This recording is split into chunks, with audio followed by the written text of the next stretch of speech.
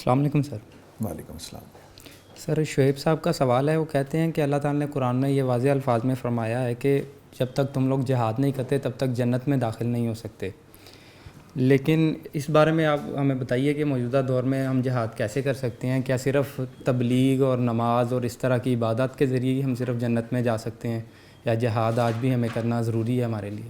جہاد کے معنی قتال کے ہر جگہ نہیں ہے قرآن مجید میں، تو قتال ایک الگ چیز ہے اور جہاد ایک الگ چیز ہے۔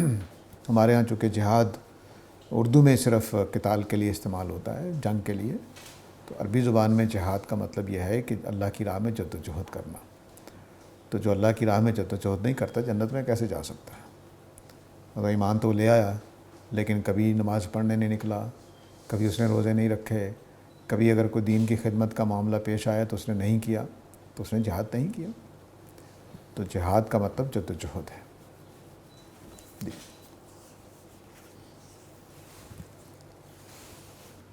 سر یاسر صاحب کا سوال ہے، وہ کہتے ہیں قرآن میں قصاص کا حکم دیا گیا ہے، تو اس آیت سے یہ کیسے پتہ چلتا ہے کہ یہ حکم ریاست کو دیا جا رہا ہے، انسانوں کو نہیں دیا جا رہا ہے، یعنی باقی لوگوں کو نہیں دیا جا رہا؟ اور اگر ریاست خود ہی ظالم ہو، وہ لوگوں کو انصاف فراہم نہ کرتی ہو، تو کیا پھر لوگ خود سے اس کا اقدام کر سکتے ہیں کہ وہ لوگوں سے، یعنی کہ جو مجرم ہیں ان کو خود سے سزا دینا شروع کر دیں؟ دیکھیے، دو تین باتیں ہمیشہ قرآن مجید پڑھتے ہوئے یا کوئی بھی کتاب پڑھتے ہوئے سامنے رکھنی چاہیے۔ کچھ چیزیں ایسی ہوتی ہیں جو اسٹیبلش ہوتی ہیں انسانوں کے ہاں کہ وہ میرا آپ کے کرنے کا کام نہیں ہے، ٹھیک ہے؟ مثال کے طور پر میں باہر ایک پھٹا لگاؤں اور اس کے اوپر بیٹھ کے چوروں کے ہاتھ کاٹنے شروع کر دوں، مجھے کوئی قبول کرے گا؟ پھانسیاں دینا شروع کر دوں، مجھے کوئی قبول کرے گا؟ یہ دنیا کا مانا ہوا اصول ہے کہ سزا دینے کے لیے ریاست چاہیے یا سیاسی نظم چاہیے، ہمیشہ سے ایسا رہا ہے۔ تو یہ مسلمات ہیں، ان کا کوئی انحراف نہیں کر سکتا۔ تو مسلمات ہر کلام میں پہلے سے ہی موجود ہوتے ہیں، ان کو بیان کرنے کی ضرورت نہیں ہوتی۔ ایک بات یہ یاد رکھیے۔ دوسری بات یہ یاد رکھیے کہ قرآن مجید کی نزول کے دو زمانے ہیں۔ ایک وہ زمانہ ہے جس میں حکومت نہیں تھی، اور ایک وہ زمانہ ہے جس میں حکومت تھی۔ اس طرح کے جتنے احکام ہیں وہ مدینہ کے زمانے میں نازل ہوئے ہیں جب حکومت تھی۔ اس کا مطلب یہ ہے کہ یہ حکومت کو حکم دیے جا رہے ہیں۔ تو یہ اصول سامنے رہنا چاہیے کہ مدینہ میں نازل ہونے والی صورتیں، اس میں جہاد ہے، اس میں قتال ہے، اس میں حدود و تعزیرات ہیں۔ مکہ میں ایسی کوئی چیز نازل نہیں ہوئی کہ چور کے ہاتھ کاٹ دو، یہ تک نازل نہیں ہوئی کہ بت توڑ دو، نہیں نازل ہوئی، بالکل نہیں۔ یعنی خالی ہے قرآن مجید اس طرح کے اقدامات سے جس میں دوسروں کے خلاف کوئی ڈنڈا بھی اٹھانا ہو، تلوار بھی اٹھانی ہو، بالکل اللہ تعالیٰ اس کی اجازت نہیں دیتے۔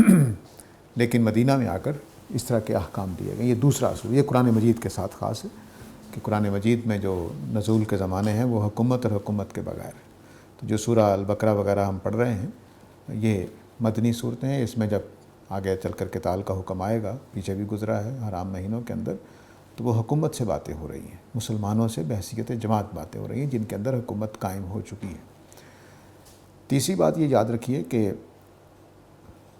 جب بھی ہم کوئی حکم دیتے ہیں، خواہ وہ قرآن مجید میں ہو یا کسی ہو، یا کوئی نصیحت کرتے ہیں، تو نصیحت خود اپنی نیچر سے بتا رہی ہوتی ہے کس کے لیے ہے۔ اس کے لیے یہ بتانے کی ضرورت نہیں ہوتی کہ میں کس کو کہہ رہا ہوں، ٹھیک ہے؟ مثلا میں جملہ بولوں، بھئی دوپٹہ لے لو، کون مخاطب ہے؟ عورتیں مخاطب ہیں، یا مردوں کو بھی لینا چاہیے؟ یہ جملہ بولتے ہی واضح ہے کہ میں کن کو بات کر رہا ہوں، جملہ بولتے ہی واضح ہے کہ میں کن سے بات کر رہا ہوں۔ تو حکم کی نیچر بتا رہی ہوتی ہے کہ مخاطب کون ہے۔ یہ تینوں چیزیں اصول اپنے سامنے رکھیں گے تو آپ کو یہ بات سمجھ میں آ جائے گی کہ ہم کس طرح سے کلام کے اندر سے یہ طے کرتے ہیں کہ یہ کس کے لیے ہے۔ چوتھی چیز پھر قرآن کے ساتھ خاص، قرآن مجید یہ کرتا ہے کہ پہلے تین باتیں جامع ہیں، ٹھیک ہے، ہر جگہ پہ ہوتی ہیں، زمانہ دیکھا جاتا ہے کون کس کے ساتھ کس وقت میں بات ہو رہی ہے۔ تو جو چوتھی بات ہے وہ یہ کہ قرآن مجید کیا کرتا ہے کہ اپنے ہسٹوریکل کانٹیکسٹ کو کلام کا حصہ بناتا ہے، اور وہ اشارے کر دیتا ہے کہ میں کس سے بات کر رہا ہوں.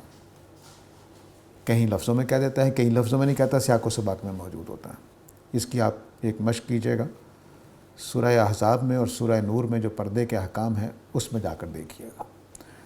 سورہ نور میں پردے کے احکام عفق سے شروع ہو رہے ہیں اور اس میں پھر ازکیٰ لکم کے الفاظ بولے گئے ہیں, جبکہ سورہ احزاب میں جا کر ازکیٰ لکم کے الفاظ نہیں بولے گئے, اطہر لکم کے الفاظ بولے گئے. اور کلام اذیت سے شروع ہوا ہے, مومنین کی اذیت اور نبی کریم صلی اللہ علیہ وسلم کو اذیت دینے والوں سے بات شروع ہوئی ہے اور خاتمہ بھی اسی پر ہوا ہے. اور بیچ میں جو سلوشن بتایا گیا ہے وہ ان کو بتایا گیا کہ اگر منافقین اس کے بعد بھی باز نہ آئے تو پھر ان کے ساتھ ہم یہ کریں گے. تو اس کا مطلب ہے کہ کلام اپنے کہہ لیجیے کہ سیاق و سباق سے یا اس کے اندر جو کانٹینٹ ہے اس کی بنیاد پر بتا رہا ہوتا ہے کہ بات کیا ہو رہی ہے, کیا نہیں ہو رہی ہے. تو ہمارے ہاں چونکہ اردو والے لوگ ہیں تو ان کو میں اگر کہوں یہ جملہ بولوں کہ اطہر لکم اور ازکیٰ لکم, اس میں کوئی فرق ہے تو وہ کہیں گے یہ کیا فرق ہے, دونوں کا مطلب پاک ہونا ہے. نہیں, ازکیٰ لکم کا مطلب تزکیے والا اور اطہر لکم کا مطلب لوگوں سے بچنے والا. یہ ہمیشہ یاد رکھیے, عربی زبان میں اطہر لکم کا سورہ آل عمران میں حضرت عیسیٰ کے لیے آیا وہ مطہرک من الذین کفروا, میں تمہیں ان لوگوں سے پاک کر دوں گا جنہوں نے کفر کیا ہے. حضرت عیسیٰ کو کافروں سے پاک کرنے کا کیا مطلب ہے؟ بچانا. تو اطہر کا مطلب بچانا ہوتا ہے. تو وہاں جو باتیں ہیں وہ منافقین کی ریشہ دوانیوں سے بچانے کے لیے ہیں, اس لیے وہ اطہر لکم ہے. اور سورہ نور میں ازکیٰ لکم تمہارے تزکیے کے لیے زیادہ مفید ہے. تو لفظوں کا چناؤ, سیاق و سباق میں موجود باتیں, یہ ہر کلام کے مخاطب کو واضح کر دیتی ہیں. جی سر, اس سوال کا دوسرا حصہ تھا کہ اگر ریاست خود ہی ظالم ہو, وہ انصاف نہ کرتی ہو, تو پھر ہم کیا کریں؟ اس کا جواب حضرت عیسیٰ نے دیا تھا کہ صبر کرو اور اصلاح کی کوشش کرتے رہو. بس صبر کرنا ہے اور اصلاح کی کوشش کرنا ہے. ہاتھ میں تلوار نہیں لے سکتے, یہ انبیاء کی تعلیمات کے خلاف ہے, ہمارے نبی اکرم محمد صلی اللہ علیہ وسلم کی تعلیمات کے خلاف ہے. ہاتھ میں تلوار لینے کی اجازت نہیں ہے. پورا مکی دور دیکھیے, نبی اکرم صلی اللہ علیہ وسلم کا اس بات سے خالی ہے کہ کسی بت کی ناک بھی توڑی گئی ہو, خالی ہے اس بات سے. اب ہو سکتا ہے کہ بت توڑنے سے حضرت ابراہیم کو استدلال میں لے آئیں. حضرت ابراہیم علیہ السلام کا معاملہ دوسرا ہے. انہوں نے کوئی بت ختم کرنے کے لیے بت نہیں توڑے تھے, انہوں نے دلیل دینے کے لیے توڑے تھے. مثال کے طور پر میں آپ کے گھر جاؤں اور آپ نے کوئی بت رکھا ہوا ہو تو میں کہوں یار تمہارا بت کچھ بھی نہیں کر سکتا, لو میں نے گرا دیا, تو میں مار کھانے کے لیے تیار ہوں. کیا میں نے آپ کا بت گرایا, آپ مجھے 2 چار لگائیں گے, ہوتا گھر سے نکال دیں, ہوتا قتل کر دیں, تو مجھے اس کے لیے تیار ہو کر یہ اقدام کرنا ہے. تو حضرت ابراہیم نے اس طرح سے کیا تھا. وہ کوئی حکومت کی, ریاست کی یا اصلاح کے لیے اقدام نہیں کیا تھا, انہوں نے دلیل دی تھی. انہوں نے کہا کہ دیکھو تمہارے بڑے بت نے کیا, پوچھو ان سے, بل فعلوا کبیر, تو ذرا بتاؤ کہ کیا کہتا ہے یہ. تو انہوں نے دلیل کے طور پر کام کیا تھا, وہ اقدامات کے لیے نہیں کیا تھا کہ اپنے ملک سے بتوں کو توڑنے کے لیے وہ نکل پڑے تھے. ہرگز ایسا نہیں. تو اس واقعے سے یہ استدلال نہیں کرنا چاہیے کہ ہمیں اگر ریاست ظالم ہو تو ہمیں خود اقدامات کرنے چاہیے. تو ہمیں صبر کرنا اور اصلاح کی کوشش کرنی ہے. پاکستانی قوم جو ہے وہ بدقسمتی سے ساحل سمندر سے لے کر اوپر کشمیر تک ساری کی ساری قوم نکمی ہے کئی پہلوؤں سے. تو اس کو سزائیں مل رہی ہیں اپنے نکمے پن کی. اپنا نکمہ پن دور کر لیجئے تو ریاست آپ ہی کی ہے, آپ ہی کے لوگ آگے آتے ہیں. کوئی ایسا تو نہیں ہے کہ امریکی کوئی فوجیوں نے قبضہ کر لیا ہے یا انڈیا کے فوجیوں نے قبضہ کر لیا ہے. آپ کے اپنے سیاستدان, آپ کی اپنی فوج, آپ کے اپنے جج, آپ کے اپنے بیوروکریٹس حکومت چلاتے ہیں. تو وہ جیسا میں ہوں ویسے وہ ہیں. تو اس لیے ہمیں اپنے آپ کو ٹھیک کرنا ہے. جب ہماری مائیں, ہمارے باپ نیک بچے پیدا کرنے لگ جائیں گے تو ریاست ٹھیک ہو جائے گی. سر میں نے اسی سے ریلیٹ ایک چیز اور پوچھنی تھی کہ جیسے کہ قتل کے بارے میں ہے کہ غلام کے بدلے غلام، آزاد کے بدلے آزاد، یا عورت کے بدلے عورت.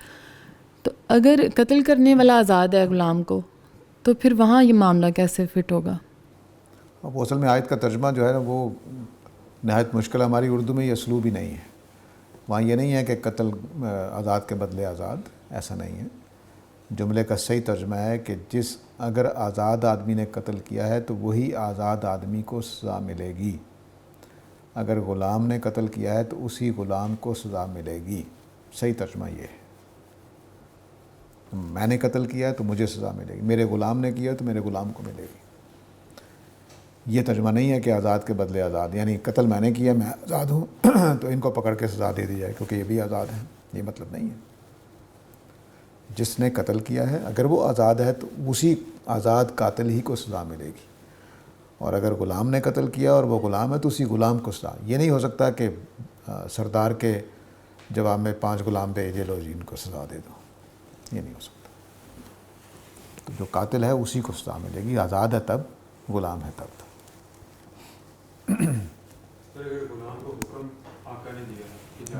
ہاں تو پھر تحقیق سے ثابت ہو جائے گا کہ آقا قاتل ہے تو اس کو سزا دی جائے گی. یہ ضروری نہیں ہے کیونکہ غلاموں کی جو کیفیت ہوتی ہے اس کو ہم معاف بھی کر سکتے ہیں اور سزا بھی دے سکتے ہیں. سر یہود و نصارہ بھی حضرت ابراہیم علیہ السلام کی اولاد ہیں، لیکن ان کے یہاں ہمیں حج کا کوئی تصور نہیں ملتا. رسول اللہ کی پیدائش سے پہلے بھی مدینہ میں یہودی رہتے تھے، لیکن اس وقت بھی وہ مکہ کی طرف نہیں آتے تھے حج کرنے کے لیے. تو یہ کیسے ان کے ہاں یہ تصور کیا تھا ہی نہیں یا پہلے تھا اور بعد میں ختم ہو گیا؟ دونوں تینوں باتیں ہیں. حضرت داؤد کا جو زبور ہے اس میں ایک گھر کا ذکر ہے جس کے حج کے لیے وہ آئے. تو اس لیے یہ تو واضح ہے کہ انبیاء کو معلوم تھا، اور حضرت داؤد نے اگر حج کیا، یہاں تشریف لائے ہیں، تو اس کا مطلب ہے کہ وہ آتے بھی رہے ہیں، اور ہو سکتا ہے کہ اور لوگ بھی آتے رہے ہیں اہل کتاب میں سے. اصل میں یوں سمجھیے کہ جو عرب ہیں، ابراہیم کے خاندان والے بھی اور حضرت اسحاق کے خاندان والے بھی اور حضرت اسماعیل کے خاندان والے بھی، ان کا اصل علاقہ عربی ہے. یہ عربی ہیں سارے کے سارے. لیکن ہوا کیا کہ یہود نے، یا بنی اسرائیل کہنا چاہیے، یہود تو ان کا مذہبی نام ہے، بنی اسرائیل نے یعنی حضرت اسحاق کی اولاد نے یہ راستہ اختیار کیا کہ بجائے اس کے کہ وہ نیکی پر قائم رہیں یا کچھ تقوی پر قائم رہیں، انہوں نے حضرت اسحاق کے زمانے ہی میں، بلکہ حضرت یعقوب کے زمانے ہی میں خرابیاں پیدا کرنا شروع کر دی. چنانچہ انہوں نے اپنے سگے بھائی کو، بنی اسرائیل ابھی 12 تھے، بنی اسرائیل کی تعداد ابھی 12 ہے، 2 ماں باپ ملا لیجئے، 3 4 تو 20 ہو جائے گی، ٹوٹل 20 تعداد ہے. ان 20 لوگوں میں سے 12 بھائیوں نے اپنے چھوٹے سگے بھائی کو، یا ماں کی طرف سے سوتیلے بھائی کو، باپ کی طرف سے سگے بھائی کو بیچ دیا. اور بعض محققین کا خیال ہے کہ بیچا کس کے ہاتھ؟ بنی اسماعیل کے ہاتھ. لیکن ان کو بتایا نہیں کہ یہ ہمارا بھائی ہے. تو 20 روپے میں جو بھی اس وقت کی اشرفیاں ہوں گی، جو بھی ہوگا، انہوں نے خریدا اور چلے گئے. انہوں نے جا کر مصر بیچ دیا. اب جب یہ صورتحال ہو گئی ہے تو اب یہ ان کا، یعنی آپ یہ سمجھ سکتے ہیں کہ پہلے ہی نبی کی اولاد، تیسرے نبی ابراہیم، اسحاق، یعقوب، تیسرے نبی، تینوں نبی، ان کی اولاد وہ صورتحال کس کا شکار ہو گئے. جبکہ ادھر بنی اسماعیل میں یہ صورتحال نہیں ہے. یہ تقوی والے ہیں، مضبوط ہیں، کردار کے اچھے ہیں، اور یہ نبی کریم صلی اللہ علیہ وسلم کے زمانے تک اس معاملے میں مضبوط رہے ہیں ان کے مقابلے میں. اب ان دونوں کے بیچ میں حسد رہتا تھا. حسد رہتا تھا کہ وہ بہتر ہیں کہ وہ بہتر ہیں. چنانچہ یہود نے جو حضرت یوسف کے ساتھ کیا ہے وہی ساری زندگی بنی اسماعیل کے ساتھ کیا. جو حضرت یوسف کے ساتھ کیا، حسد کے اندر آ کر ان کو گرانے کی کوشش کی گئی. چنانچہ ان کی والدہ کو، سیدہ ہاجرہ کو لونڈی ظاہر کیا اور کہا کہ یہ غلام کی ہے. حضرت سارہ کے ساتھ ان کی دشمنی ثابت کی. حضرت سارہ نے ان کو نکالا، اور حضرت ابراہیم نے اتنی دشمنی لی کہ ان کو جا کر بیابان میں چھوڑا ہے. ٹھیک ہے. اب بیابان میں چھوڑا ہے، حضرت ابراہیم کا اس علاقے سے تعلق نہیں بتایا، بلکہ کوشش کی کہ ثابت ہی نہ ہو۔ چنانچہ ان جگہوں کے نام تبدیل کیے جن جگہوں پر حضرت اسماعیل کی قربانی ہوئی تھی یا جن جگہوں پر حضرت اسماعیل اور ابراہیم آئے تھے، رہے تھے۔ قرآن مجید میں مقام ابراہیم لفظ بولا گیا ہے، ہم پڑھ چکے ہیں۔ مقام ابراہیم کا مطلب ہے کہ حضرت ابراہیم اس علاقے میں مقیم رہے ہیں، یعنی جہاں مقام ابراہیم کا نشان لگا ہوا ہے سمجھ لیجئے کہ وہاں حضرت ابراہیم کا گھر تھا، بالکل خانہ کعبہ کے سامنے، ٹھیک ہے۔ اب انہوں نے یہ سازش کی، مروہ کا نام تبدیل کر کے موریہ کر دیا، بکہ کا نام تبدیل کر کے بقا کر دیا، اور حضرت اسماعیل کی جگہ پہ حضرت اسحاق کا نام لکھ دیا کہ ان کی قربانی ہوئی۔ اب اس گھر سے اگر تعلق جوڑنا ہے تو پھر اب ہوا کیا کہ بائبل میں ابھی بھی ایک لفظ لکھا ہوا ہے، بیت ایل، یہ کتاب پیدائش یا کتاب تکوین میں بیت ایل لکھا ہوا ہے کہ حضرت ابراہیم بیت ایل سے جنوب کی طرف اتنے دور گئے جا کر قربانی کی انہوں نے۔ بیت ایل بتائیں کون سا ہے؟ یعنی یہود تھک گئے ہیں، محققین تھک گئے ہیں یہ بتانے کے لیے کہ بیت ایل بتایا جائے کہ کون سا ہے۔ کوئی بیت ایل نہیں ہے، اور بعد والے لوگوں نے خیال ہی نہیں کیا انہوں نے کہ بیت المقدس بیت ایل ہے۔ ابراہیم علیہ السلام کے زمانے میں بیت المقدس بنا ہی نہیں ہوا تھا، ٹھیک ہے۔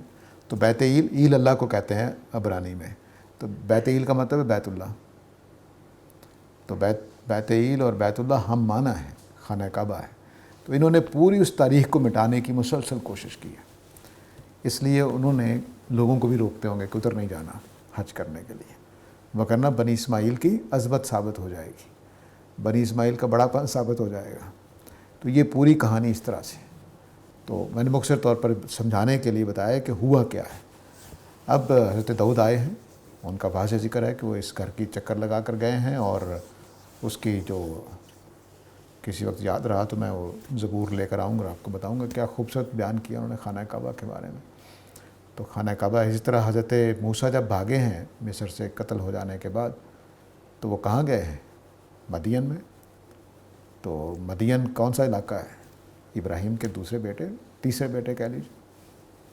تو یہ کیسے ہو سکتا ہے کہ وہ ان چیزوں سے واقف نہ ہو؟ سب واقف تھے، بلکہ مولانا فرائی کی خیال ہے کہ وہ اصل میں مدین اور مدینہ فاصلہ کم ہے، تو مدیان اور مدینہ قریب قریب ہیں، تو یہ اس بات کا امکان ہے کہ یثرب میں بھی مدیان کی اولاد رہتی ہوں تو انہی کے پاس آئے ہوں۔ تو یہ بہرحال ان کی رائے ہے۔ تو اس طرح سے ہی ہوا ہے، انہوں نے خاص طور سے جان بوجھ کے اس کو چھپایا ہے، لیکن حضرت داؤد کے وزٹ سے معلوم ہوتا ہے کہ لوگ جانتے تھے، آتے بھی تھے، لیکن بہرحال چھپانے کی کوشش میں سب کچھ چھپایا گیا ہے۔ سر یاسر صاحب کا سوال ہے کہ اس بات کا کیا ثبوت ہے کہ جو ہم کتب احادیث پڑھتے ہیں یہ پچھلے 1200 سال میں ان میں کوئی تبدیلی نہیں کی گئی؟ یعنی جیسے ہم ابھی بخاری یا مسلم پڑھتے ہیں تو کیا یہ وہی کتابیں ہیں جو امام بخاری اور امام مسلم نے لکھی تھیں؟ ایسا نہیں ہے کہ ان میں تبدیلیاں نہیں ہوئی ہیں، تبدیلیاں ہوئی ہیں، لیکن دعویٰ بھی کسی کا نہیں ہے کہ ان میں کوئی تبدیلی نہیں ہوئی۔ کوئی عوام میں بات مشہور ہو تو الگ بات ہے، اہل علم جانتے ہیں۔ مثلا میرے پاس اگر آپ کبھی گھر تشریف لائیں تو میں آپ کو دکھاؤں گا کہ میرے پاس جو بخاری ہے وہ 6 نسخوں سے تیار کی گئی ہے۔ تو جو ایک نسخے کو مرکز مانتے ہوئے حاشیے میں لکھے ہوئے ہیں کہ فلاں نسخے میں یہ لکھا ہوا ہے اس کی جگہ پر، فلاں نسخے میں یہ لکھا ہوا ہے، اتنا فرق ہے کہ حدیثوں کے معنی تبدیل ہو جاتے ہیں۔ تو ایسا نہیں ہے کہ بخاری میں وغیرہ میں تبدیلی نہیں ہوئی، اہل علم اس کو جانتے ہیں۔ البتہ یہ کہ عوام کو غلط فہمی بعض اوقات ہو جاتی ہے۔ صرف قرآن مجید ایک ایسی کتاب ہے جس کے لفظوں میں تبدیلی نہیں ہوئی ہے۔ سر محمد شاہد صاحب کا سوال ہے کہ ہمیں اپنے دن کا آغاز کیسے کرنا چاہیے؟ جو اللہ تعالیٰ نے بتایا ہے صبح کی نماز پڑھ کے آغاز کریں، تہجد پڑھ سکیں تو اور بہتر ہے۔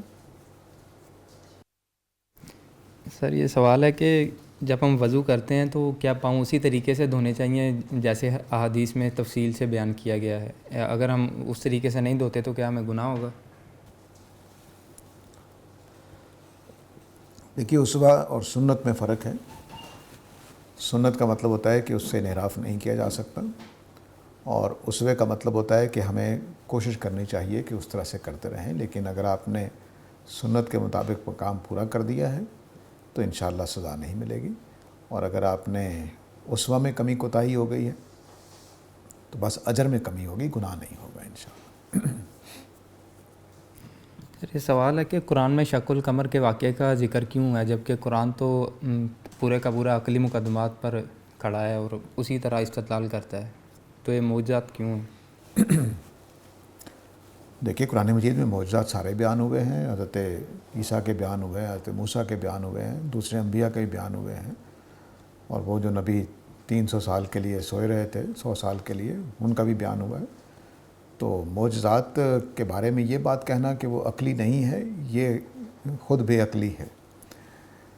دیکھیے معجزہ اس وقت عقلی نہیں ہوتا جب میں کر رہا ہوں، میں کہوں کہ یہ گلاس جو ہے وہ شیر بن جائے گا یا سانپ بن جائے گا، یہ غیر عقلی بات ہے، میں ایسا نہیں کر سکتا، اللہ تعالیٰ ایسا کر سکتے ہیں۔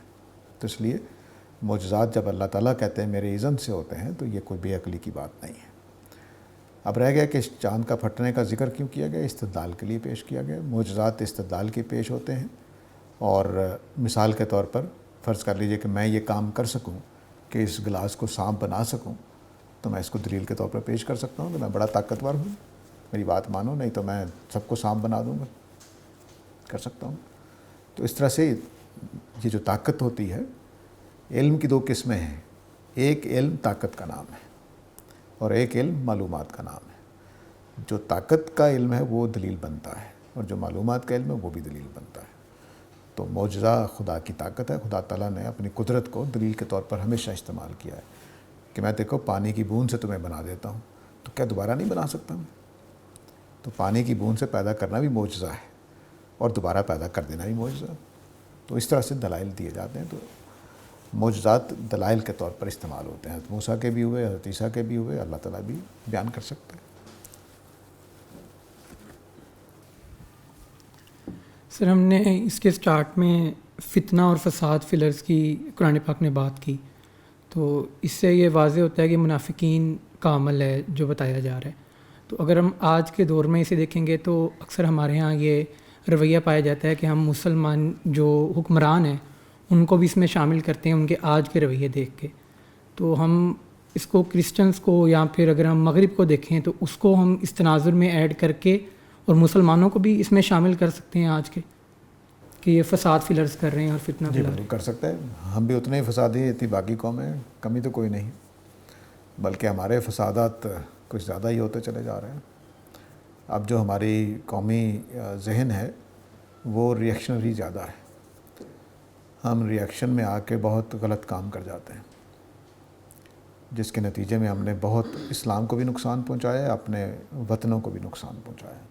تو سر کیا ایک عام آدمی جو ہے وہ اس کے بارے میں بات کر سکتا ہے کہ فتنہ اور فساد فی الارض کسی مسلمان حکمران کے اوپر الزام تراشی یا اپنا بیانیہ بنانے کے لیے؟ ہاں، الزام لگانا تو بالکل غلط ہے، خواہ وہ بیانیہ بنانے کے لیے کرے، کسی کام کے لیے کرے، وہ تو بالکل کبیرہ گناہ ہے۔ البتہ کوئی ثابت شدہ بات ہو تو ضرور کہہ سکتا ہے کہ بھئی دیکھو تحقیق سے ثابت ہو۔ ہمارے ملک میں عدالت کے بھی فیصلوں پر اعتبار نہیں کرنا چاہیے۔ اگر عدالت کسی سیاستدان کو یا حکمران کو چور یا فتنہ قرار دے دیتی ہے تو سمجھیے کہ وہ سیاسی فیصلہ ہے۔ اس لیے ہماری عدالتوں کے فیصلوں پر بھی کسی کے اوپر تہمت نہیں لگانی چاہیے۔ ہاں بعض رائے ایسے ہوتے ہیں کہ جس سے آپ کو یقین ہو جاتا ہے کہ ہاں یہ بات ٹھیک لگ رہی ہے، پھر آپ کہہ سکتے ہیں، ورنہ الزام لگانا کبیرہ گناہ ہے، اتنا ہی کبیرہ گناہ ہے جتنا فساد مچانا کبیرہ گناہ ہے، دونوں میں کوئی فرق نہیں ہے۔ سر ایک عام آدمی کے لیے تو عدالت جو ہے وہ ریاست کا ایک پلر ہے، تو وہ تو عدالت کی بات کو تسلیم کر کے آنکھیں کھول کے رہنا۔ مسلمان دیکھیے، مسلمان کی ایک ہی وصف ہے جو اس کو ہمیشہ اچھا رکھتا ہے، لیکن ہم نے اس وصف کو ہمیشہ چھوڑے رکھا ہے۔ قرآن مجید کہتا ہے کہ لا تقف ما لیس لک بہ علم، اس چیز کے پیچھے نہ لگا کرو، اس کی پیروی نہ کیا کرو، اس کو نہ اپنا لیا کرو جس کا ثبوت نہ ہو۔ تو جب ایک فیصلے کے بعد دوسرا فیصلہ آئے، پتہ چلے کہ عدالتیں اس وقت سیاستدانوں کے ساتھ کھیل رہی ہیں یا ان کے ہاتھوں میں کھیل رہی ہیں، تو پھر ہمیں عدالت کے بیان پر نہیں رہنا چاہیے۔ مسلمان کا کام ہی یہ نہیں ہے کہ وہ غیر ثابت شدہ باتوں پر چلتا رہے، اس کا وصف ہی نہیں ہے، اس کو ہمیشہ ثابت شدہ باتوں پہ رہنا چاہیے۔ تو اس لیے ہمارے ملک میں اب جن کو چور کہا گیا، جن کو غدار کہا گیا، یا جن کو اس وقت باغی کہا جا رہا ہے یا فسادی کہا جا رہا ہے، یہ ساری باتیں ہمیں نہیں معلوم ان کی حقیقت کیا ہے. تو اس لیے تحمل کے ساتھ، صبر کے ساتھ چیزوں کو خود جائزہ لیں، اور جو آپ کے نزدیک اتھینٹک ترین سورسز ہوں ان سے جب بات آئے تو پھر ہی آپ کر سکتے ہیں. عدالتیں تو آپ نے دیکھ لیا کیا کیا ہوتا رہا، یعنی رات 3 بجے بھی فیصلے ہوئے ہیں، اور کیسے کیسے فیصلے ہوئے ہیں آپ جانتے ہیں. اور اس میں ساری لیڈرشپ شامل ہے. میں کسی ایک لیڈر کو بھی نہیں سمجھتا کہ وہ عدالتوں کو استعمال نہیں کرتے. سارے کے سارے موجود لیڈر جتنے بھی ہیں، جو فوت ہو گئے ان کا ذکر نہیں کر رہا، جو موجود لیڈرشپ ہے سیاست میں دونوں طرف، تینوں طرف، جتنی بھی پارٹی 4-5، سارے کے سارے اپنے ہتھ کنڈے استعمال کرتے ہیں، کوئی بھی دیانتدار نہیں ہے.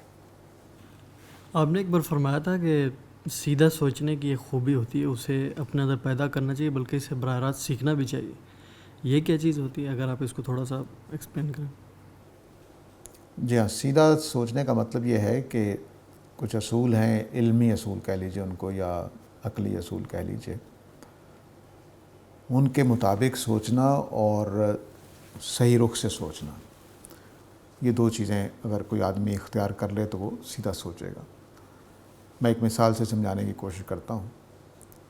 مثال کے طور پر میں نے کل نماز نہیں پڑھی تھی، اور آپ جانتے ہیں اس کو، اور آج میں نے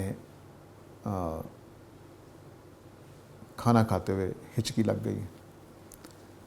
اب آپ نے سوچا کہ کل جو اسے نماز نہیں پڑھی تھی نا، اس کی وجہ سے ایسا ہوا. ٹھیک ہے، یہ سیدھا سوچنا نہیں ہے. حالانکہ مذہبی طور پر بات ٹھیک ہو سکتی، یعنی میں نے نماز نہیں پڑھی، اللہ تعالیٰ نے سزا دی، لیکن اس کے بیچ میں کوئی میرے پاس ایسا ثبوت نہیں ہے کہ نماز نہ پڑھنے سے ہچکی لگ سکتی ہے. میرے پاس کوئی ثبوت نہیں ہے. تو اس لیے میں نے یہ بات تو کر دی ہے، لیکن میں نے سیدھا نہیں سوچا ہے. تو جو چیز کسی چیز کا سبب بن سکتی ہے، کیا وہ ہے؟ اگر سبب ظاہری طور پر نہیں تو ہمیں کوئی ایسے سورس سے پتہ ہونا چاہیے. نبی صلی اللہ علیہ وسلم بتا دیں کہ نماز نہ پڑھنے والے کی نشانی یہ ہوگی کہ وہ چھینکا کرے گا یا اس کو ہچکی لگا کرے گی. ٹھیک، تو چلو بن گئی دلیل.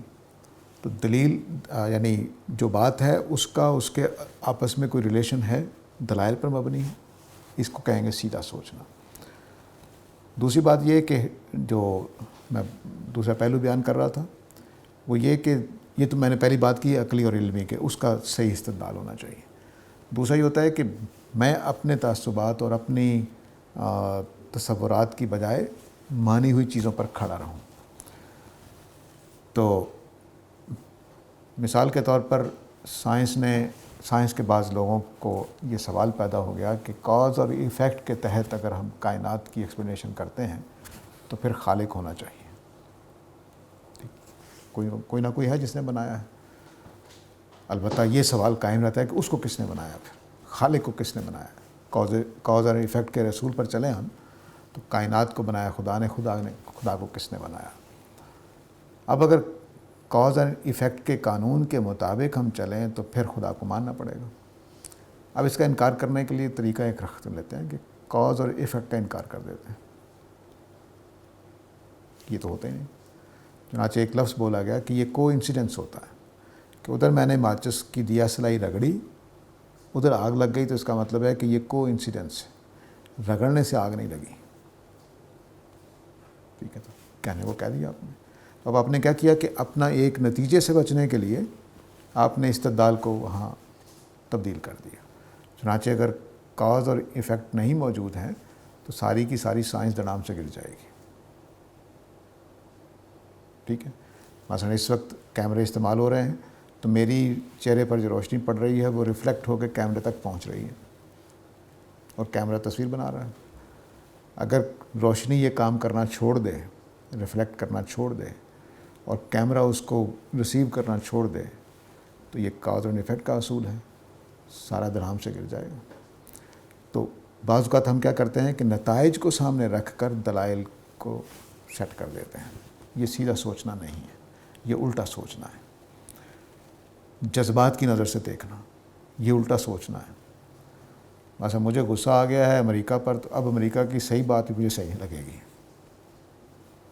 حالانکہ ہو سکتا ہے وہ بہت ساری صحیح کام کر رہا ہوں. تو غصے میں بیٹھ کے سوچنا یہ کام خراب ہو جاتا ہے. تو اس طرح کی بے شمار چیزیں ہیں جو آدمی کو الٹا سوچتی ہیں. تو پہلا کام یہ کرنا چاہیے. اس طرح دلائل کیا ہیں؟ دلائل 3 طرح کے ہوتے ہیں. ایک وہ دلائل ہوتے ہیں کہ جو حتمی ہوتے ہیں, فیصلہ کر دیتے ہیں. ایک وہ دلائل ہوتے ہیں جو کوئی برابر سرابر بات کر دے, ادھر اس کا بھی امکان ہے, اس کا بھی امکان ہے. تیسرے دلائل وہ ہوتے ہیں کہ جو بس شک ہی پیدا کر رہے ہیں, اس سے زیادہ کچھ نہیں. لیکن جو سیدھا سوچنے والا نہ ہو وہ شک والے دلائل کو بھی اتنی اہمیت دے دے گا کہ جیسے پہلے درجے کے دلائل. اس سے کام خراب ہو جاتا ہے. بس امکان تو ہے نا, وہ امکان سے اتنی بڑی کائنات بنا لیتا ہے کہ سب برباد ہو جاتا ہے. تو امکان ہے, کسی چیز کا ہونا ہے. امکان سے چیزیں ثابت نہیں ہو سکتی. مثلا میں نمازی ہوں کہ غیر نمازی ہوں, 50% امکان ہر وقت موجود ہے. تو آپ کہیں گے چونکہ امکان ہے کہ یہ نمازی نہ ہو تو میں مان لیتا ہوں کہ سارے نمازی نہیں ہیں. تو یہ کون سا فیصلہ ہے؟ تو اس طرح کے بے شمار ہم کام کرتے ہیں, اور حالانکہ اپنے کاموں میں ہم بالکل صحیح استدلال کر رہے ہوتے ہیں. یعنی ایک ان پڑھ آدمی جو کاروبار کر رہا ہے وہ بھی صحیح استدلال قائم کر, جتنے عقل کے لاجک کے اصول ہوتے ہیں سارے اپنا رہا ہوتا ہے. پڑھا ہوا نہیں ہوتا ان کو, لیکن اپنا رہا ہوتا ہے. لیکن جیسے اس طرح کی چیزوں میں آتا ہے تو پھر وہ ٹیڑھا سوچنے لگ جاتا ہے. تو دلیل کیا ہوتی ہے, دلیل کیسے ثابت ہوتی ہے, یہ جاننا بھی سیدھا سوچنے کے لیے ضروری ہے. اور جذبات کی رشوت قبول نہیں کرنی چاہیے عقل کو. عام طور سے ہم عقیدت میں, جذبات میں, محبت میں غلط چیزیں سوچ لیتے ہیں. اگر اسی کی ایک اپلیکیشن ہو, مثال کے طور پر خدا کے دین نے ایک قاعدہ بیان کیا ہے کہ آپ نے خدا پہ ایمان رکھنا ہے, آخرت پہ ایمان رکھنا ہے, اس کے بعد آپ نے اپنی اخلاقی تطہیر کرنی. تو یہ ایک ضابطہ ہے کہ جس سے آپ کی کامیابی کی راہ کھلتی. اگر آپ اسی کی اپلیکیشن کریں دنیا میں, اگر مثال کے طور پر 100 لوگ ہیں تو میرا خیال ہے 95 لوگ ایسے ہوتے جو اس کو مانتے شاید ہوں, لیکن اس کی عملی اپلیکیشن ان کے ہاں نظر نہیں آتی. شاید وہ یہ مانتے ہوں کہ خدا ہے, یہ بھی مانتے ہوں کہ آخرت ہے, یہ بھی مانتے ہوں کہ انسان کو اپنی اخلاقی تطہیر کرنی چاہیے, لیکن اس کے باوجود بھی ان کا جو عملی رویہ ہے وہ بالکل اس سے ہٹا ہوا ہوتا. تو اس میں کہہ سکتے ہیں ہم کہ سیدھا سوچنے کی صلاحیت سے کہ یہ ان کی فطرت میں خرابی ہوتی. اچھا, میں سمجھ رہا ہوں. اصل میں ایک ہے سوچنا اور ایک ہے عمل کرنا. جو آدمی سوچتا کچھ اور ہے, عمل کچھ اور کرتا ہے, تو اس کی وجہ اس کی کمزوریاں ہیں. وہ عملی کمزوری کہہ سکتے ہیں, وہ سستی کہہ سکتے ہیں, کاہلی کہہ سکتے ہیں, وہ ہٹ حرامی کہہ سکتے ہیں, جو بھی آپ کہہ لیں, وہ ایک الگ چیز ہے. لیکن اگر آدمی سوچ صحیح رہا ہے تو اس کی سوچ ٹھیک ہے, وہ سیدھی سوچ رہا ہے, اس کے اوپر عمل نہیں کر رہا, تو یہ پھر دوسری کوتاہیاں آ جاتی ہیں. اسے منافقت بھی ہو سکتی ہے, کمزوری بھی ہو سکتی ہے, ایمان کی بھی ہو سکتی ہے, لیکن سستی, کاہلی اور دوسری چیزیں بھی ہوتی ہیں. تو جتنے بھی لوگ منافق ہوتے ہیں جو, وہ دراصل ایمان میں جھوٹے ہوتے ہیں, عمل میں کمزور ہونا ایک الگ چیز ہے. وہ تو منافق ٹیڑھی سوچ سوچتا ہے کہ وہ سمجھتا ہے کہ میرے منہ سے کہنے سے باتیں حل ہو جائیں گی. جیسے کبوتر بلی کو دیکھ کے آنکھیں بند کر لیتا ہے, سمجھتا ہے بچ جاؤں گا. منافق کی یہ حالت ہوتی ہے, وہ سیدھی سوچ نہیں ہے. لیکن ایک آدمی سوچ صحیح رہا ہے کہ ایمان پکا ہی ہونا چاہیے, عمل بھی پورا ہونا چاہیے, لیکن کر نہیں پا رہا, اس کے اسباب اب دوسرے ہیں. تو پاکستانیوں کے اندر یہ جو وصف پایا جاتا ہے وہ ٹیڑھی سوچ کی وجہ سے پایا جاتا ہے. شاید جس وجہ سے آپ کے ذہن میں سوال پیدا ہوگا, وہ ٹیڑھی سوچ یہ ہے کہ جو کچھ بھی ہیں تیرے رسول کی امت میں سے ہیں, جنت میں چلے جائیں گے. اس وجہ سے ہم عمل نہیں کرتے. تو ٹیڑھی سوچ کے نتیجے میں بھی بے عملی پیدا ہوتی ہے. تو ہم سب کی یہ سوچ ٹیڑھی ہے کہ نبی صلی اللہ علیہ وسلم کا نام لینے سے ہی جنتی ہو جائیں گے. یہ یہود والی سوچ ہمارے اندر آئی ہے, اس کا کوئی ثبوت نہیں ہے. سر, شرافت علی صاحب کا سوال ہے کہ آپ سنت کے بارے میں کہتے ہیں کہ یہ تواتر کے ساتھ منتقل ہو رہی ہے. اس کے لیے آپ مثال دیتے ہیں نماز کی, روزے کی اور حج وغیرہ کی, یعنی عبادات کی آپ مثالیں دیتے ہیں کہ یہ اسی طرح منتقل ہو رہی ہیں اور ہم تک پہنچ رہی ہیں اور ان میں کوئی تبدیلی نہیں ہوتی تواتر کی وجہ سے. لیکن اللہ کے رسول تو اللہ کے حقوق کے ساتھ ساتھ لوگوں کے حقوق کا بھی خیال رکھتے تھے. وہ ایک اعلیٰ اخلاقی شخصیت تھے, تو ان کی اخلاقیات کیوں نہیں ہم تک منتقل ہو رہی؟ مسلمان کیوں اس سے پیچھے ہٹ چکے ہیں؟ یہ ہو رہی تھی, کئی صدیوں تک ہوتی رہی ہیں. ہمارے ہاں پوری ایک تہذیب وجود میں آئی تھی. ہم نیکی کو, دیانتداری کو اپنا وتیرہ سمجھتے تھے, شان سمجھتے تھے, اس کو اپنانے کی کوشش کرتے رہتے تھے. لیکن ابھی بھی بعض جگہوں پہ، بعض گھرانوں میں، بعض علاقوں میں یہ چیز پوری قوت کے ساتھ موجود ہے، لیکن ہمیں ایک نیا تصور دیا گیا دین کا. یہ تصور پچھلے کوئی 150-200 سال میں دیا گیا ہے. وہ تصور یہ ہے کہ نمازیں پڑھ لینے سے، روزے رکھ لینے سے جنتی ہو جاتا ہے آدمی، باقی کسی چیز کی ضرورت نہیں ہے. دوسرا تصور یہ دیا گیا کہ اپنے بابا جی کو راضی کر لو، پیر صاحب کو، بس وہ تمہیں بچا لیں گے. یہ 2-3 جو تصورات دیے گئے ہیں دور جدید میں، اس نے کام خراب کیا. ورنہ ہماری امت انگریز کے آنے سے پہلے اسی بات کو بڑی اعلیٰ چیز سمجھتی تھی کہ میرے اخلاق بھی اچھے ہوں، میری تہذیب بھی اچھی ہو، میرا لین دین بھی اچھا ہو. کبھی ایسا نہیں ہوا کہ ہم اخلاق میں برے ہوتے رہے. سر انس خان صاحب کا سوال ہے کہ سورہ بقرہ کو قرآن میں دوسرے نمبر پہ رکھا گیا، اس کی کیا حکمت ہے؟ میں اپنی سمجھ کے مطابق عرض کر دیتا ہوں. اللہ تعالیٰ کی حکمتیں بعض اوقات صرف اللہ تعالیٰ ہی جانتے ہیں. مجھے لگتا ہے کہ قرآن مجید جب نازل ہوا تو آپ کے مخاطب نبی کریم صلی اللہ علیہ وسلم کی، یا قرآن کے مخاطب جو 2 بڑی قومیں تھیں اولاد ابراہیم میں سے، اس میں یہود و نصارہ ایک گروہ تھا اور دوسرا گروہ قریش مکہ تھے. چونکہ یہ پہلے دین پہ چلے آ رہے تھے اور ان کو یہ اپنے آپ کو سمجھتے تھے کہ ہم دین والے ہیں، دین کے کتاب ہمارے پاس ہے، اللہ کی شریعت ہمارے پاس ہے، تو پہلے ان کو مخاطب کیا گیا. جب کتاب مدون کی گئی ہے قرآن مجید کو جب کمپائل کیا اللہ تعالیٰ نے، تو پہلے اہل کتاب کو زیر بحث لے آئے ہیں اور پھر اس کے بعد قریش مکہ کو. تو قریش مکہ کے لیے قرآن کا زیادہ حصہ استعمال ہوا ہے، لیکن ترتیب اس طرح سے رکھا گیا ہے کہ پہلے 2 گروپوں میں، بلکہ پہلا ہی گروپ کہنا چاہیے صورتوں کا، سورہ مائدہ تک جاتے جاتے اہل کتاب فارغ کر دیے گئے ہیں، ان کے اوپر اتمام حجت کر دیا گیا ہے، کیونکہ وہ دین سے واقف تھے. ان کا قضیہ نپٹا دیا گیا ہے پہلی 5 صورتوں ہی میں. ان کے بعد پھر قریش کا اصل مسئلہ لے لیا اور ساتھ ساتھ اہل کتاب بھی زیر بحث ہیں، سب کچھ ہے، لیکن بہرحال نمایاں تر پھر قریش ہو جاتے ہیں. تو اس طرح سے کیا گیا ہے. تو یہ جو قوم زیادہ اہمیت رکھتی تھی، گویا یوں سمجھ لیجیے کہ اس کے ساتھ پہلے کلام کیا گیا، یوں کہہ لیجیے، اپنے دینی روایت کی وجہ سے، نہ کہ مخاطب ہونے کے اعتبار سے قریش زیادہ اہمیت رکھتے ہیں. لیکن ملت ابراہیمی میں اہل کتاب اس وجہ سے زیادہ اہمیت رکھتے تھے کہ ان کے پاس اللہ کی کتاب تھی، شریعت تھی، سب کچھ تھا. سر محمد شاہد صاحب کا سوال ہے کہ قرآن کے ساتھ ایک عام مسلمان کا تعلق کیا ہونا چاہیے؟ جیسے ہمارے ہاں رواج ہے کہ لوگ سورہ یاسین پڑھ لیتے ہیں یا سورہ ملک کی تلاوت کر لیتے ہیں، کیا اتنا کافی ہے یا اس سے بڑھ کر کچھ ہونا چاہیے؟ یہ تو کوئی تعلق نہیں ہے. قرآن مجید کے ساتھ انسان کا زندہ تعلق ہونا چاہیے. قرآن مجید کو سمجھ کے پڑھیں تاکہ وہ مجھے اور آپ کو تبدیل کر سکیں. اگر کوئی آدمی قرآن پڑھے اور اس کے اخلاق پہ اثرات نہ پڑیں، اس کا عقیدہ درست نہ ہو، اس کے تصورات درست نہ ہوں، تو سمجھیے کہ اس نے قرآن کے ساتھ کوئی تعلق نہیں رکھا ہوا. ہمارے ہاں بدقسمتی سے، جیسا پہلے بھی عرض کر رہا تھا ایک سوال کے جواب میں، کہ دین بنا اس طرح سے دیا گیا ہے کہ کیفیات کا مطلب دین ہے. آپ کو سرور آ رہا ہے، کیا بات ہے، آپ سمجھیے کہ آپ بڑے نیک ہو گئے ہیں. نیکی سرور کا نام نہیں ہے. نیکی صرف نماز پڑھنے کا نام نہیں ہے. نیکی دراصل ہر حالت میں خدا کے تقوی پر قائم رہنے کا نام ہے. جان دینی پڑے تب، مال دینا پڑے تب، یہ اصل میں چیز ہے. اب اس میں قرآن مجید اگر مجھے یہ حوصلے نہیں دے رہا، قرآن مجید اگر میرے نظریات تبدیل نہیں کر رہا، تو سمجھ لیجئے کہ آپ قرآن مجید آپ کے ساتھ اپنا تعلق بنانا پسند نہیں کر رہا، کیونکہ آپ اس کو وہ اہمیت نہیں دے رہے جو اس کو دینی چاہیے. افکار تبدیل کرتا ہے قرآن مجید، کردار تبدیل کرتا ہے، آدمی کو سوچیں تبدیل کرتا ہے، آدمی کے طرز عمل کو تبدیل کرتا ہے. میں صرف درس قرآن کے اپنے نتائج کبھی کبھی بتایا کرتا ہوں کہ کئی لوگ آتے ہیں ہمارے، تو وہ کچھ سال بعد، 2 سال بعد اگر اس کے باپ سے یا اس کی بیوی سے یا اس کے ماں سے ملاقات ہو تو کہتے ہیں کہ آپ کی بڑی مہربانی، جب سے آپ کے درس میں جا رہا ہے اس نے لڑنا بند کر دیا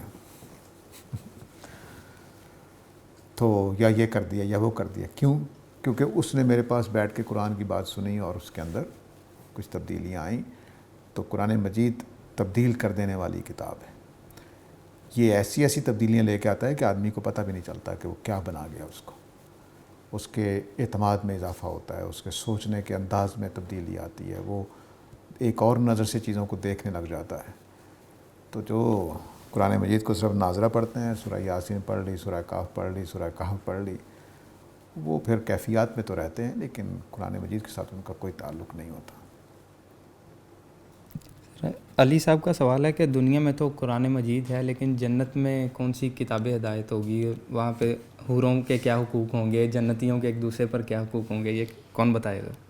وہ نبی کریم صلی اللہ علیہ وسلم کا جواب دہرانا چاہوں گا کہ پوچھنے والا جو ہے وہ بتانے والا دونوں کا علم اس میں کچھ نہیں ہے. تو آپ کو اگر الہام آتا ہے تو ضرور بتا دیجئے، مجھے تو نہیں آتا. سر آگے محرم کا مہینہ آ رہا ہے، اس میں لوگ کافی نظر و نیاز کا اہتمام کرتے ہیں، تو اس کے بارے میں لوگوں کی مختلف آراء ہوتی ہیں. بعض لوگ تو یعنی یہ کھانے پینے کی چیزیں قبول کر لیتے ہیں، کھا لیتے ہیں، کہتے ہیں اس میں کوئی حرج نہیں ہے. بعض لوگ اس کو حرام کہتے ہیں، وہ کہتے ہیں کہ یہ غیر اللہ کے نام کی نظر و نیاز ہے تو یہ حرام ہے. آپ کی اس بارے میں کیا رائے ہے؟ کیا یعنی کہ جو لوگ ہمیں دیتے ہیں چیزیں، اگر ہم نے منع کرنا ہو تو کیا بہترین طریقہ ہے کہ ہم انہیں کہیں کہ ہم نہیں لیں گے؟ یہ دیکھیے، جو ہمارے گھر میں جو معاملہ ہوتا تھا بچپن میں، وہ یہ ہوتا تھا کہ جو بھی پکایا جاتا تھا یا وہ شربت سا بنا کے بانٹا جاتا تھا، اس کے لیے ایک جملہ بولا جاتا تھا، نظر اللہ نیاز حسین. تو نظر اللہ تو جائز ہے، نیاز حسین شرک ہے. تو وہ جب اس طرح سے بانٹا جاتا تھا تو وہ پھر حرام ہو جاتا وہ کھانا. غیر اللہ کے نام پہ جو بھی آپ بانٹیں گے، خواہ وہ کوئی بھی معزز ترین ہستی ہو، اسے ہستی کا مسئلہ نہیں بنتا، وہ ہمارے نظریے کا مسئلہ ہے کہ ہم اگر کسی بزرگ کے نام پہ نیاز یا نظر کرتے ہیں کوئی چیز تو وہ حرام ہو جاتی ہے. کیونکہ غیر اللہ کے نام پہ دینا، غیر اللہ کے نام پہ ذبح کرنا، یہاں تک کہ اللہ تعالیٰ نے کہا ہے کہ وما ذبح علی النصب، کسی آستانے پر جا کر صرف ذبح کیا ہے، اللہ کا نام لے کر ذبح کیا ہے، نظر بھی اللہ کی دینی ہے لیکن وہاں جا کر ذبح کیا ہے، تو کسی آستانے پر جا کر بانٹ دیا ہے، حرام ہو جائے گا. تو اس لیے اگر تو کوئی کھانا اس طرح سے آپ کو ملے ان دنوں میں کہ جس میں نظر اللہ نیاز حسین نہ ہو تو آپ کھا سکتے ہیں، اور اگر نظر اللہ نیاز حسین کر کے مل رہا ہے تو پھر وہ حرام ہو جائے گا. البتہ محرم میں جو کچھ ہم کرتے ہیں وہ بدعات ہیں، اس سے بچ کے رہنا چاہیے. ہم نبی کریم صلی اللہ علیہ وسلم کے دین پر عمل کرنے والے ہیں اور ہمیں اسی دین پر عمل کرنا ہے جو نبی کریم صلی اللہ علیہ وسلم نے مقرر کیا ہے. باقی جو فرقہ وارانہ چیزیں ہوتی ہیں ان کو دین نہیں سمجھنا چاہیے، وہ آپ رسم و رواج میں جیسے چاہیں ڈال لیں، لیکن وہ کوئی ایسی چیز نہیں ہونی چاہیے کہ جس کو ہم دین کہہ سکیں. محرم میں جو کچھ ہوتا ہے یہ دین سے زیادہ ہٹ کر آج کل رسم و رواج نہیں ہوتے؟ جی، رسم و رواج میں دونوں چیزیں ہوتی ہیں، دینی چیزیں بھی رسم و رواج بن جاتی ہیں، جیسے ہماری عیدیں ہیں دو، لیکن اس میں محض رسم و رواج بھی ہوتے ہیں. تو محض رسم و رواج یہ سارا کچھ ظاہر ہے کہ ایک مسلک کا خاص موضوع ہے، تو وہ اپنے اس دین کو زندہ رکھنے کے لیے اس طرح کی چیزوں میں جاتے ہیں. تو بس وہ رسم و رواج ہی، اس میں کوئی شبہ نہیں، اس کا قرآن و سنت سے کوئی ثبوت نہیں ہے. اگر اس کی حیثیت اب رسم و رواج کی سی ہوگی تو پھر بھی اس کے اوپر وہ دین کا حکم لگائے گا کہ یہ حرام؟ آپ کے کہنے سے فرق نہیں پڑتا، کرنے والے کس حیثیت سے کر رہے ہیں، وہ تو دین ہی سمجھ کے کر رہے ہیں. چلیے وقت ہو گیا جی. وآخر دعوانا الحمدللہ رب العالمین.